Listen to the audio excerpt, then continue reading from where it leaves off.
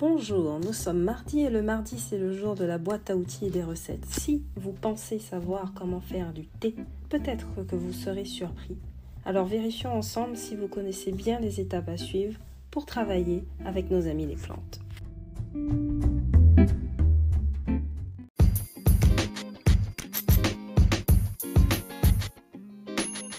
Je suis Sarah, votre herboriste, et bienvenue dans votre rendez-vous santé au naturel pour travailler avec les plantes médicinales qui vont changer votre vie ou peut-être la prolonger, qui sait.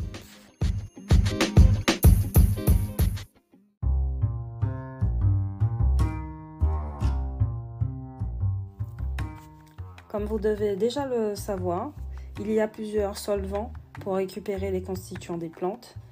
Et aujourd'hui, on va parler de l'eau. Et avant d'aborder la façon de faire des thés, je vais d'abord vous parler de la qualité de l'eau que vous devez utiliser pour faire vos thés. Idéalement, l'eau de source directe de la montagne serait parfaite pour faire du thé. Mais elle n'est pas à portée de tous. On n'a pas toujours la possibilité d'avoir de l'eau de puits potable, etc. Et l'eau en bouteille, malheureusement, pose un problème d'éthique et un problème environnemental. Et l'eau du robinet est acceptable. En revanche, il est préférable de la filtrer. Et vous devez vous assurer que le filtre que vous avez choisi retient bien ce que vous ne voulez pas dans l'eau. Il existe aussi l'eau distillée qui, elle, n'est constituée que d'H2O. Donc, elle va chercher et arriver facilement à créer des liens avec les principes nutritifs et actifs des plantes avec lesquelles elle sera mise en contact. Bien évidemment, je vous déconseille fortement de boire l'eau purifiée, distillée, telle qu'elle, parce qu'elle va vous vider. Comme elle prend justement tous les principes nutritifs et actifs d'une plante, elle va vous faire la même chose aussi. Donc, elle va augmenter de façon significative la qualité et la force de vos tisanes, mais c'est une eau qui coûte très cher et elle est très énergivore. Elle consomme beaucoup d'énergie à la fabrication. Donc au final, on a surtout tendance à faire des infusions avec de l'eau de source ou de l'eau du robinet filtrée. Personnellement, j'ai fait les deux. J'ai un adoucisseur d'eau, mais je suis dans une région extrêmement calcaire. Donc j'utilise de l'eau de Montroucou. C'est la seule qui a le moins de cochonneries dedans. C'est celle qui a le moins de résidus à sec. Et j'ai fait l'expérience. J'ai fait une tisane avec l'eau du robinet et l'eau de Montroucou.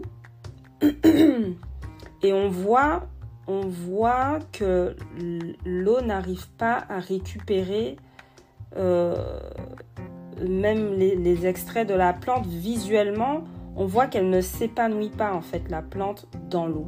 Ça reste autour de la plante. Vous comprenez ce que je dis ? Quand vous regardez vos sachets de thé là, que vous prenez dans les magasins, dans les supermarchés, la couleur du thé reste autour du sachet, elle ne va pas loin. C'est comme si il y a trop d'informations dans l'eau et elle n'arrive pas à sortir. Elle rentre dans une boîte et elle n'arrive pas à s'épanouir parce qu'il y a déjà trop de monde en fait. Il y a trop de personnes, donc elle peut pas ajouter son grain de sel. Alors que dans l'eau de Montroucou, il y a moins d'infos et du coup, elle arrive mieux à s'épanouir. Faites l'expérience et dites-moi ce que vous en pensez. Dites-moi, laissez-moi un message et dites-moi si vous avez remarqué la même chose que moi.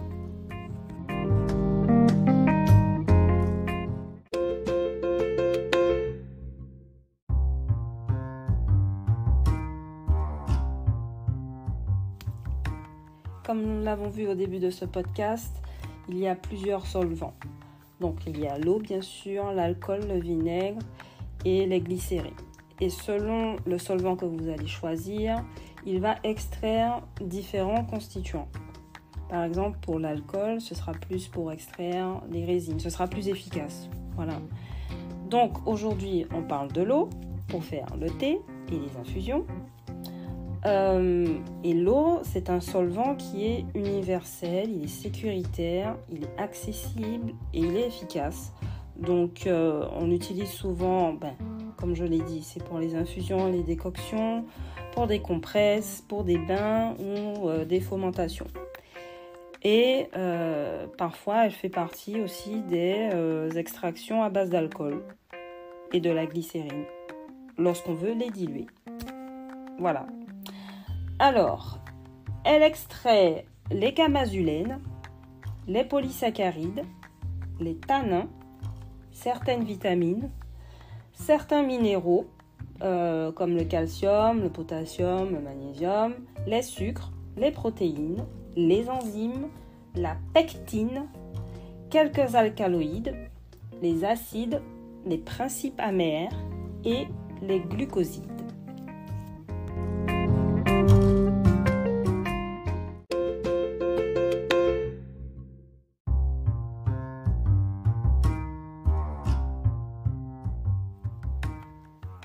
Pour les infusions chaudes, si vous avez choisi de récupérer des plantes de votre jardin ou alors chez un producteur local ou dans le pire des cas dans un magasin bio, il faut froisser ou écraser les plantes médicinales sèches. Ensuite, vous mettez les plantes libres dans un pot en verre, en céramique ou en porcelaine, c'est très important, dans une théière ou dans une cafetière à piston. Vous allez ensuite verser l'eau que vous venez de faire bouillir pour recouvrir les plantes. Ensuite, vous allez refermer le contenant que vous avez choisi. Moi, je fais souvent dans des tasses, puisque je fais pour moi seule, pas pour toute la famille. Je couvre avec le couvercle qui a été vendu, avec la tasse en verre ou en porcelaine. Ça va vous permettre de conserver les vitamines, les principes volatiles et ça va vous permettre aussi d'éviter l'oxydation et de garder les huiles essentielles, bien sûr. Donc, vous allez laisser infuser selon le nombre de temps qui est indiqué. Vous allez tamiser et boire chaud, tiède ou froid, pur ou légèrement sucré. On ne parle pas de sucre raffiné là. Si vous utilisez du miel, il faut attendre que la température baisse au moins à 30 degrés avant d'ajouter le miel, sinon ça sert à rien. Ce sera juste du sucre pour du sucre et on n'est pas là pour ça. Vous allez garder les principes du miel. Miel de thym, miel de tilleul, miel de verveine. Vous allez garder tous les principes parce que sinon ça va brûler. J'ai 2 indications à donner. On va en parler de la décoction du gingembre plus tard. Mais il y a certains thés qui sont très fragiles à haute température, comme le thé vert. Je prends du thé vert bio Sancha du Japon. Et c'est 1 minute et pas plus de 80 degrés. Contrairement parfois à ce qui est écrit sur certains sachets, même si c'est bio et que ça a été récolté de façon équitable, c'est 1 minute. Certains, c'est 1 minute la première infusion, 30 secondes la deuxième. Mais bon, je trouve que infuser le thé vert 2 fois, c'est pas intéressant, mais c'est à vous d'essayer pour savoir ce qui est le mieux pour vous. C'est vous qui savez ce qui est bon pour vous. Mais en tout cas, non, on ne dépasse pas cette température-là. Il y en a d'autres qui supportent mieux, mais les plantes fragiles comme ça ou les plantes à fleurs, en général, les infusions ne sont pas longues et la température n'est pas toujours élevée. Attention aussi aux plantes poilues. parce qu'il y a des poils qui ne sont pas très bien retenus par le tamis ordinaire. Hein. Donc ça pourrait irriter votre gorge. À ce moment-là, il faut passer un tamis super fin ou un coton à fromage. Et on n'utilise jamais d'aluminium ou un four à micro-ondes dans la préparation des infusions. C'est important. Si vous utilisez des plantes fraîches, dans ce cas-là, souvent ce qu'on fait, c'est qu'on fait un peu bouillir avant, quelques secondes, pour favoriser une bonne extraction. Et ensuite, on laisse infuser comme pour une plante sèche. Et le petit bouillon aide à briser les molécules des plantes afin que les constituants soient mieux transférés dans l'eau.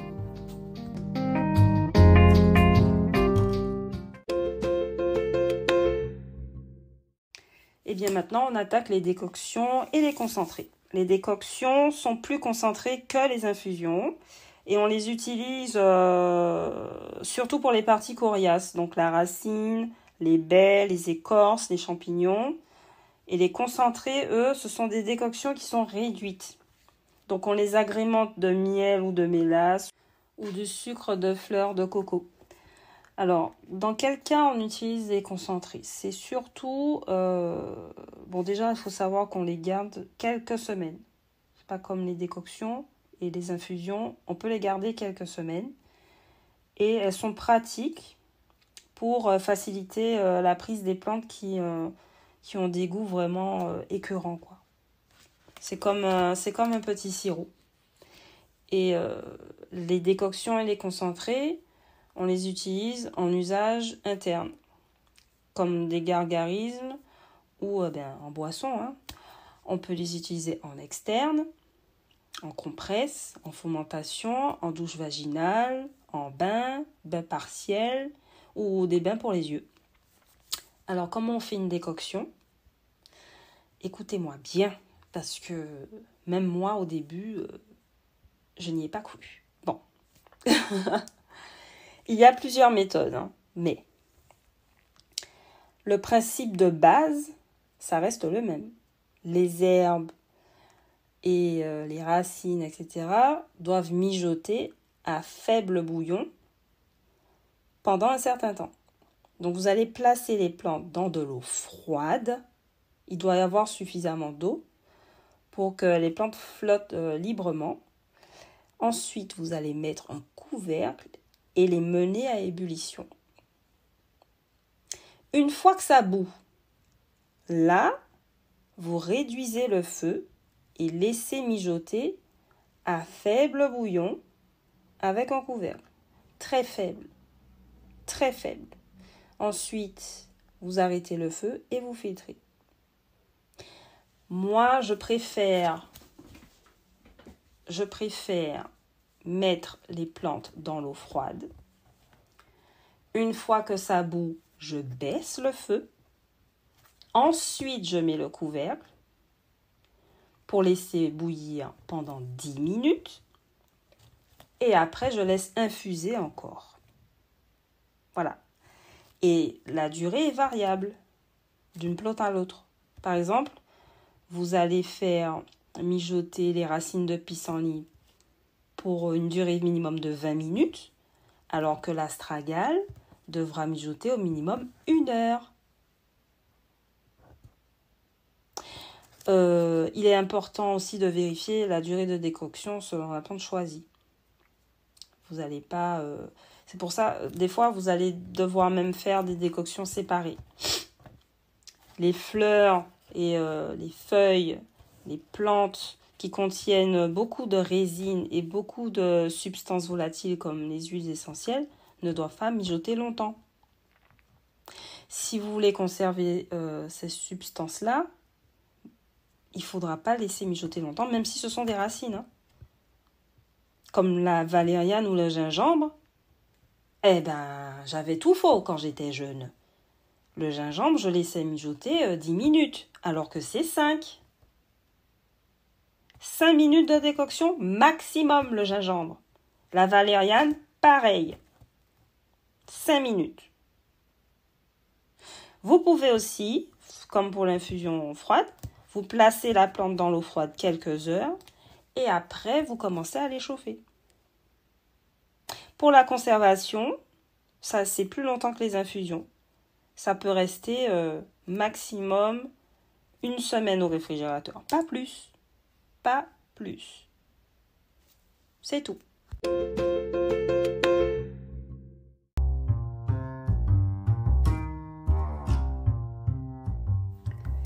Donc, on va parler de la qualité des plantes séchées. Et vous devez intégrer le fait que la qualité des plantes en vente dans les grands magasins, là, les supermarchés, Auchan, Carrefour, etc., dans les boîtes Lipton et compagnie, ce sont des plantes qui sont souvent, qui proviennent souvent de pays qui sont très éloignés et on n'a pas la possibilité de tracer la date de récolte de ces plantes-là. C'est difficile de connaître la date et beaucoup de plantes sont séchées à chaud. J'ai remarqué aussi qu'ils vous donnent des miettes en fait. En tout cas, en tant qu'herboriste, je sais que quand je fais sécher des plantes, il y a toujours des résidus, des petites miettes. Et je pense que c'est ça que les gens récupèrent et vous mettent dans des sachets. Mais il faut savoir que beaucoup de plantes qui sont séchées à chaud, ben, ça entraîne une perte de saveur et de propriété. Parce que quand on les fait sécher, il faut prendre en compte la ventilation et une certaine chaleur, un certain degré de chaleur à ne pas dépasser, sinon ça abîme la plante, c'est fini. C'est comme si on vous donnait du papier, quoi. C'est pas intéressant. Donc la meilleure façon d'avoir des plantes de qualité, c'est de les cultiver ou de les récolter en milieu sauvage soi-même. Alors attention, même en ville, mais il faut faire attention à ce que les animaux n'aient pas à pisser dessus. Il faut regarder un peu autour de vous l'état de la pollution. Mais si c'est en pleine nature, faites attention à ce que ce ne soit pas à côté de chemin ferré, à côté d'un champ, en aval d'un champ. Et parce qu'il y a des pesticides là, si vous savez que le gars qui cultive son blé met des pesticides et que les plantes sont en aval d'un champ, ne les prenez pas, c'est pas intéressant. Évitez aussi les plantes qui sont proches des usines, par exemple. Et il y a des questions à vous poser avant de les prendre, bien sûr, comme est-ce que la plante pousse partout? Est-ce qu'elle pousse dans ma région? Est-ce qu'on en a besoin? Est-ce que c'est sauvage? Est-ce que je peux prendre une autre à la place? Par exemple, l'hydraste, on peut la remplacer par l'ail. Est-ce que je peux faire pousser ou est-ce que je peux l'acheter si elle est cultivée plutôt que d'exploiter à l'état sauvage? Parce que certaines plantes sont très rares et du coup, si vous pouvez éviter de la prendre ou la remplacer par autre chose, pourquoi pas? Ensuite, la deuxième meilleure option, en dehors de la cultiver soi-même ou de les récolter en milieu sauvage, ce serait de vous les procurer chez des petits producteurs locaux. Et malheureusement, souvent, ces deux options-là ne sont pas disponibles si vous êtes en ville et vous n'avez pas assez de place sur votre balcon. En plus, la plante sera exposée à la pollution. Dans ce cas-là, ce qu'on recommande, c'est d'acheter les plantes bio, à commerce équitable, comme je disais plus tôt, lorsque c'est possible. Et vous les trouvez dans les magasins bio, pas toutes. Alors, vous allez trouver les basiques dans les magasins bio, comme La Vie Claire et Biocop et compagnie. Et là encore, il faut vérifier la qualité, parce que j'ai vu aussi la différence quand je ne prends pas mes plantes à moi. J'ai vu la différence entre Biocop et les magasins bio en ligne qui sont autour de la France, parce qu'en France, c'est très récemment qu'ils ont autorisé la vente de 135 plantes environ au grand public, parce que ça a été interdit à cause du maréchal Pétain dans les années 40 qui a déclaré, mais c'est une autre histoire, qui a exigé que ce soit destiné uniquement aux pharmaciens. Sauf que les pharmaciens n'utilisent pas la plante comme nous. Ils prennent une molécule infime de la plante alors qu'elle en a plusieurs. Et souvent aussi, ce sont des molécules de synthèse. Ils essayent d'imiter la plante. Donc, ils ne font plus autant d'herboristerie comme avant. Et ça commence à revenir, mais c'est un business, quoi. C'est du marketing, du business, on va te vendre du rêve. On va te vendre des choses. Attention, c'est de la poudre aux yeux. Attention, faites attention. Qu'est-ce que je disais ? Pardon. Donc ce n'est pas forcément idéal, mais en magasin bio, c'est pas mal. Il y en a qui sont de bonne qualité et qui ont une très bonne efficacité. Et quand je me suis mise à l'herboristerie au début et que je comparais les plantes, par exemple, de magasins que j'aime bien, qui m'avaient été recommandées pendant mes études, ça n'avait aucun rapport, quoi. La feuille de framboisier de la Vie Claire et la feuille de framboisier de herboristerie du Valmont ou France Herboristerie, c'est pas la même chose. C'est comme ma feuille de framboisier dans mon jardin, le goût n'est pas pareil, il est plus intense, il est plus fort, il est plus clair, il vous parle, le goût vous parle tout de suite, on sent sur la langue, waouh, c'est tout ce que j'avais à dire.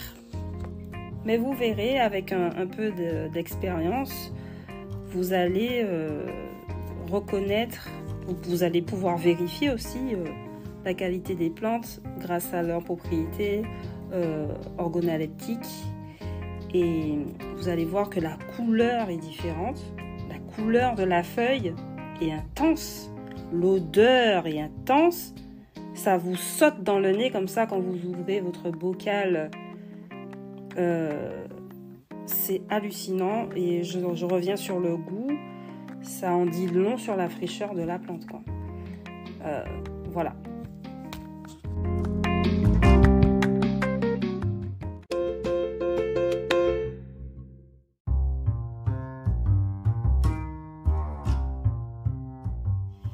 Je vais vous parler de la quantité de plantes et d'eau et du temps d'infusion. Donc, il est important de comprendre que la quantité de plantes qui est suggérée dans mes posts varie énormément d'une tradition à l'autre.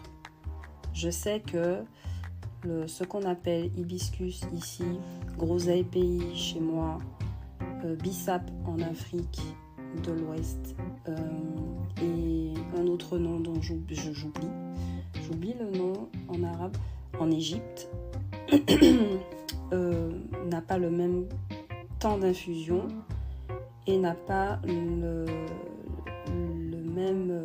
la même infusion, parce que nous on fait à chaud et à froid, mais en Égypte par exemple c'est plus court et c'est à chaud. Et si vous laissez plus longtemps, c'est juste l'acidité qui change. Le goût est plus intense, c'est beaucoup plus fort et c'est beaucoup plus acidulé. Et la quantité de plantes est ajustée en fonction de la personne, son âge, ses antécédents, etc., son état, sa pathologie et bien sûr la plante qu'on a choisie, entre autres. Du coup, on pourra dire... par exemple pour l'ortie, 5 grammes de plantes dans 1 litre d'eau. Mais on ne va pas vous dire prenez 2 tasses d'ortie, c'est trop imprécis. Et on ne sait pas combien il y a d'ortie par tasse. Vous comprenez ?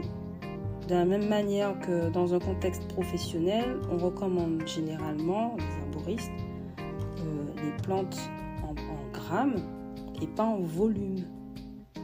Pas en termes pas en millilitres, une cuillère à thé, ceci, cela, c'est des grammes, parce que le même poids de plante peut occuper un volume différent selon que, entre autres, la plante est broyée ou en poudre ou entière. Et le temps d'infusion varie d'une plante à l'autre. La majorité des plantes donnent de bons résultats lorsque elles sont infusées une vingtaine de minutes. Mais certaines doivent être infusées plus ou moins longtemps. Comme je vous disais, pour le thé vert, c'est moins longtemps. C'est vraiment 1 minute, quoi. Faut pas aller plus loin. Et puis l'ortie, on peut aller... Moi, des fois, je laisse l'ortie, c'est là depuis 30 minutes. Et ça change pas le goût. Et lorsqu'on infuse plusieurs plantes dans la même infusion, on a le choix entre les mettre toutes en même temps et choisir le temps d'infusion en fonction des facteurs limitatifs de chaque plante, ou alors d'ajouter les plantes au fur et à mesure. Ça m'arrive de faire des tisanes pour mes cheveux, par exemple, et à la fin de l'infusion, je rajoute le thé vert et hop, je filtre. Comme ça, elle n'est pas abîmée et le thé n'est pas très chaud. L'eau n'est pas à température super élevée. Donc on ajoute les plantes au fur et à mesure que l'infusion se fait. Donc si vous avez mis des racines, etc. en décoction, vous pourrez ajouter la plante en fin d'infusion de la décoction. Vous comprenez ? On pourrait mettre par exemple de l'avoine à infuser, puis ajouter 15 minutes plus tard de la camomille et puis filtrer 10 minutes plus tard. Au niveau de la conservation, la plupart des infusions, je précise, se gardent 1 à 3 jours si elles sont au frigo. Mais je conseille plutôt de les garder 24 heures parce que au bout d'un moment, certaines plantes plus riches qui sont plus riches en protéines se gardent que 24 heures au maximum au frigo. Et une infusion qui n'est plus bonne, ça sent mauvais et c'est généralement facile à repérer. Donc, vous n'aurez pas de problème à identifier une tisane qui n'est plus bonne. Et vous avez des plantes qui sont un peu plus coquines ou fragiles, qu'il faut laisser infuser à froid, comme c'est pas obligatoire, mais la prêle des champs, je laisse infuser toute la nuit. Et puis le lendemain, je chauffe. Ensuite, vous tamisez, vous chauffez si vous voulez, ça dépend de la plante. Et ensuite, vous buvez. Vous pouvez boire à froid le bissap, l'hibiscus. Ça se boit à froid aussi. Vous n'êtes pas obligé de chauffer. C'est intéressant de faire les infusions à froid pour les plantes qui sont riches en mucilage. Comme la guimauve, par exemple. La guimauve est riche en mucilage. Il y a aussi les infusions solaires et lunaires. Je n'ai pas encore essayé, je n'ai pas eu l'occasion de le faire. Mais vous pouvez placer votre infusion de plantes au soleil ou l'exposer à la lumière de la lune afin de la laisser absorber leur énergie bienfaisante, toutes les deux.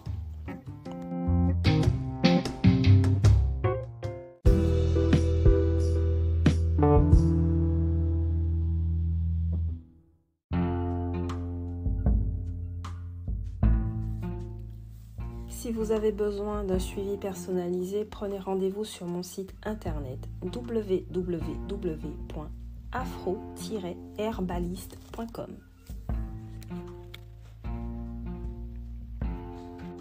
Si vous avez des doutes ou des questions sur le post du jour, laissez-moi un message, j'y répondrai toujours.